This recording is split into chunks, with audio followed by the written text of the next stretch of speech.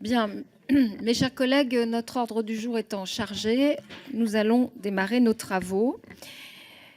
Nous devons tout d'abord procéder à la désignation des membres de la mission d'information relative à l'organisation territoriale de la santé mentale, dont le bureau de notre commission a approuvé la création.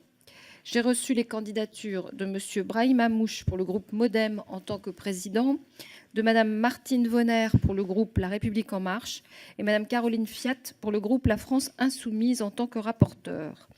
Y a-t-il des oppositions ? Il en est ainsi décidé. Madame la Présidente, oui monsieur.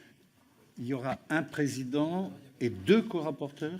C'est ce que nous avons décidé en bureau et vous aviez même posé une candidature que vous avez retirée ensuite. On avait retiré la nôtre. Oui. Voilà, donc la commission est ainsi décidée. C'est le groupe MoDem qui a décidé d'utiliser son droit de tirage. On ne peut pas s'y opposer. D'accord. Hein ?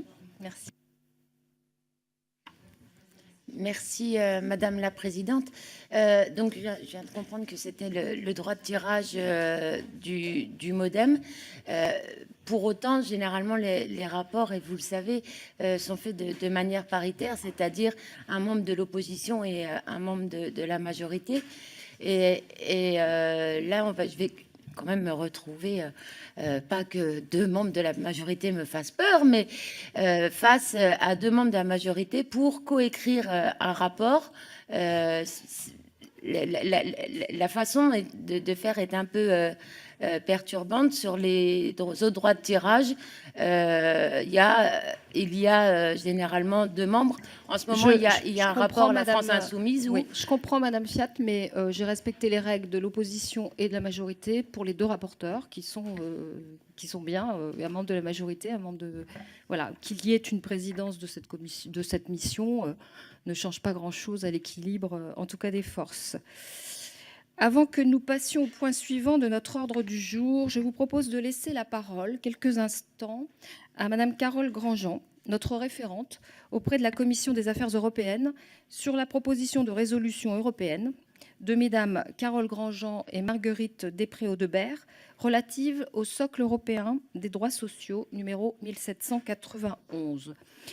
Cette proposition de résolution consultable sur le site internet de l'Assemblée a été adoptée par la Commission des affaires européennes le 21 mars dernier. Même si l'article 156 alinéa 2 de notre règlement n'en impose pas l'examen par notre commission, il m'a semblé toutefois utile de proposer à Madame Carole Grandjean de nous en rappeler brièvement le contenu avant de passer à la suite de notre ordre du jour. Madame Grandjean, vous avez la parole. Merci Madame la Présidente. Mes chers collègues, j'ai l'honneur de vous présenter aujourd'hui le rapport d'information sur le socle européen des droits sociaux, sur lequel j'ai travaillé pendant plusieurs mois avec notre collègue Marguerite Després-Audebert pour la Commission des affaires européennes. Ce rapport est assorti d'une résolution européenne, une proposition de résolution européenne adoptée à l'unanimité en commission le 21 mars dernier. L'idée générale du rapport était de mesurer les apports d'un texte, le socle européen des droits sociaux, proclamé en novembre 2017, par rapport à ce qu'on appelle l'acquis social européen, c'est-à-dire toutes les actions déjà entreprises par l'Union européenne pour les droits sociaux. Le socle européen des droits sociaux est une proclamation interinstitutionnelle de la Commission européenne, du Parlement européen et du Conseil, qui contient un long préambule de 20 principes structurés en 3 chapitres qui ont trait à l'égalité des chances et l'accès au marché du travail, à des conditions de travail équitables et à la protection et l'inclusion sociale. Dans notre rapport, nous voulons faire passer 3 messages. D'abord, nous voulons montrer que le socle est loin d'être le premier acte de l'Union en matière sociale. Au contraire, nous rappelons tout au long du rapport, ce que l'Union européenne a fait en matière sociale. Et au total, la législation sociale européenne compte près de 200 textes. Et cette situation n'était pas gagnée d'avance. L'acquis social européen s'est construit petit à petit, depuis la déclaration de Schuman jusqu'à aujourd'hui, en passant par le traité de Rome et le protocole sur la politique du traité de Maastricht. Aujourd'hui, le traité de Lisbonne définit la politique sociale comme une compétence partagée entre l'Union et les États membres pour les compétences définies dans le traité. Et pour les autres, l'Union doit se limiter à une coordination des actions des États. Ainsi, malgré ses compétences limitées, l'Union a toujours agi en matière sociale, en particulier en ce qui concerne l'information, la consultation et la santé des travailleurs depuis 1975, l'égal traitement entre les femmes et les hommes depuis 1976, la santé publique, qui concerne aujourd'hui 10% de la réglementation communautaire et 80% des textes européens en matière sociale, le détachement des travailleurs, qui a été plus encadré par la révision de la directive du 28 juin 2018. Il ne faut pas oublier l'ensemble des fonds structurels européens à vocation sociale, qui représentent au total 100 milliards d'euros. Enfin, je voudrais dire un mot sur le dialogue social européen, qui est une procédure aujourd'hui inscrite dans les traités et qui a déjà produit des effets notables, notamment sur le congé parental, sur le travail à temps partiel et sur les contrats à durée déterminée. Toutefois, nous mentionnons dans notre rapport des statistiques qui tendent à montrer que l'Union souffre, malgré cet acquis très conséquent, d'une convergence sociale encore insuffisante. À l'échelle internationale, l'Union européenne est indéniablement une zone de prospérité économique et sociale. Presque tous les États du continent ont un niveau de dépenses sociales par rapport à leur PIB supérieur à la moyenne de l'OCDE. On est à 27,5% en moyenne sur l'Union européenne. Aucun pays de l'Union européenne est en dessous de 15%, alors qu'aucun pays à l'international, à l'exception évidemment de l'Union européenne, est au-dessus de 15%. En 2010, l'Union s'est dotée d'une stratégie appelée Europe 2020. Celle-ci comprend 4 objectifs sociaux qui ne sont atteints que pour 2 d'entre eux. L'objectif pour le taux d'emploi global était de 75%. Il se situe aujourd'hui à 71% avec de très forts écarts entre les États membres.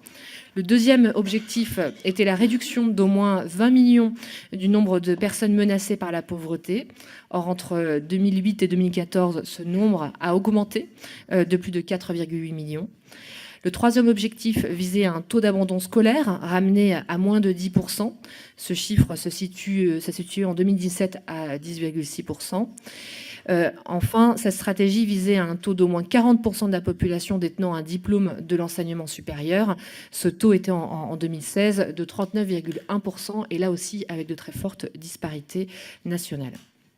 Ces statistiques montrent que des progrès ont pu être observés sur certains indicateurs, mais que pour d'autres, des écarts inquiétants continuent à se creuser. Ensuite, le deuxième message du rapport vise à montrer que le socle constitue une nouvelle impulsion pour l'Europe sociale. Parmi ces 20 principes, on notera en particulier l'égalité des chances en matière d'emploi et de protection sociale, le droit à un salaire équitable devant respecter un salaire minimum, ou encore une aide aux revenus pour les personnes handicapées. Le rapport rappelle ainsi toutes les initiatives prises par la Commission européenne, notamment pour la fusion de certains fonds sociaux sous le nom de Fonds social européen plus, doté de 101,2 milliards d'euros. La création d'une autorité européenne du travail pour soutenir la coopération entre les États membres pour l'application du droit de l'Union européenne en matière du travail. Et enfin, l'introduction d'un congé parental de 4 mois, ainsi qu'un congé pour les aidants. Des accords interinstitutionnels ont été trouvés récemment sur la plupart de ces textes, qui restent néanmoins à être adoptés définitivement. Enfin, et c'est tout l'intérêt de notre proposition de résolution européenne, nous formulons des recommandations pour compléter ce socle, des recommandations de méthode et de mesures. Selon nous, il manque un certain nombre d'outils pour la bonne mise en œuvre de ces droits. Nous proposons donc de réfléchir à la création d'un socle minimal d'assurance chômage et la mise en place de coopération entre les États membres frontaliers. Nous proposons, sur le même modèle, d'expérimenter le principe d'un salaire minimum. Nous proposons également de doter la future autorité européenne du travail de la mission de suivi des contrôles et des sanctions effectuées par chaque État membre. Et je rappelle que 17 millions d'Européens travaillent aujourd'hui dans un autre État membre que le leur.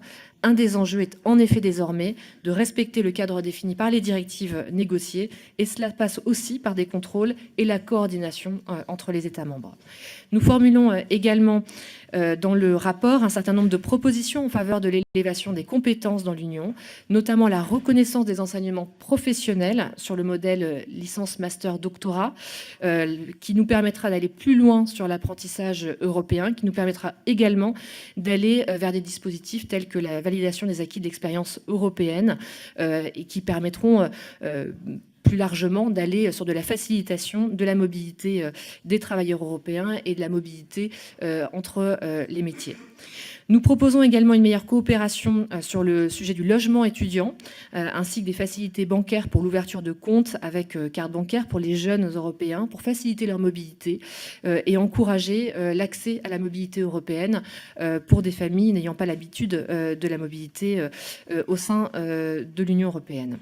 L'égalité entre les femmes et les hommes nécessite également d'aller plus loin par plusieurs moyens, et nous proposons donc par exemple la création d'un médiateur européen doté de compétences relatives aux situations de séparation familiale avec enfants pour les couples binationaux. Nous constatons trop souvent des situations difficiles à gérer entre les pays États membres. Notre rapport formule également la recommandation de promouvoir désormais l'objectif d'inclusion totale des personnes handicapées, à la fois dans le cadre scolaire, dans la société de manière générale et dans l'entreprise. Concernant les fonds sociaux européens, nous avons été frappés de constater qu'aucune évaluation scientifique ne soit faite pour mesurer l'impact de ces investissements sur l'ensemble des critères sociaux. Il nous paraît donc indispensable de demander à la Commission européenne de produire ces évaluations, d'en mesurer effectivement les impacts et d'en rectifier les investissements. Nous proposons enfin 2 pistes de réflexion à plus long terme. La première a été évoquée par le président de la République lors du sommet de Göteborg et qui consisterait à établir une conventionnalité positive. L'idée serait de conditionner l'octroi de fonds européens au respect de certains critères sociaux. Bien sûr, cette conditionnalité ne doit pas se faire au détriment des populations qui bénéficient des fonds sociaux. Et c'est bien là que réside la principale difficulté. Et enfin, il nous paraît intéressant de réfléchir à l'instauration d'une forme de Maastricht sociale. Notre idée serait d'introduire en matière sociale des critères clairs, contraignants, pour lesquels un suivi et des sanctions seraient définis sur le modèle des critères de Maastricht. En conclusion, je voudrais affirmer que les droits sociaux inscrits dans le socle engagent autant les États que l'Union européenne pour l'avenir. Ils nous donnent à voir ce qui a déjà été fait, mais aussi ce qu'il nous reste à faire. La proposition de résolution européenne que nous avons adjointe à ce rapport vise à interpeller les institutions européennes sur tous ces sujets et à montrer que l'Assemblée nationale française a pleinement pris conscience de l'importance du socle et des actions qu'il implique. Je vous remercie. Merci beaucoup. Merci beaucoup, Madame Grandjean, pour cette communication. Alors, petite explication, l'ordre du jour encombré de notre commission ne nous permettait pas de se saisir de cette proposition de résolution. Moi, j'ai choisi, plutôt que ne rien faire, de demander à Carole Grandjean de nous faire cette communication, en vous rappelant bien sûr que tout ça est consultable sur le site internet et que je trouve que tout travail mérite d'être valorisé. Et en l'occurrence, c'était un travail très sérieux. Notre perspective aussi, c'est que nous avons décidé, le tout est de l'organiser maintenant, un déplacement de la Commission à Bruxelles pour aussi travailler sur 2 questions essentielles, les retraites et la formation professionnelle et l'apprentissage. On serrait un peu les problèmes et on essaierait de voir un peu avec d'autres commissaires des affaires européennes, des affaires sociales évidemment, pour des comparaisons et des échanges avec eux. Alors voilà, tout ceci restant à déterminer, je crois que Madame Grandjean nous sera de grande utilité lors de ce déplacement. Merci beaucoup et nous allons passer à la suite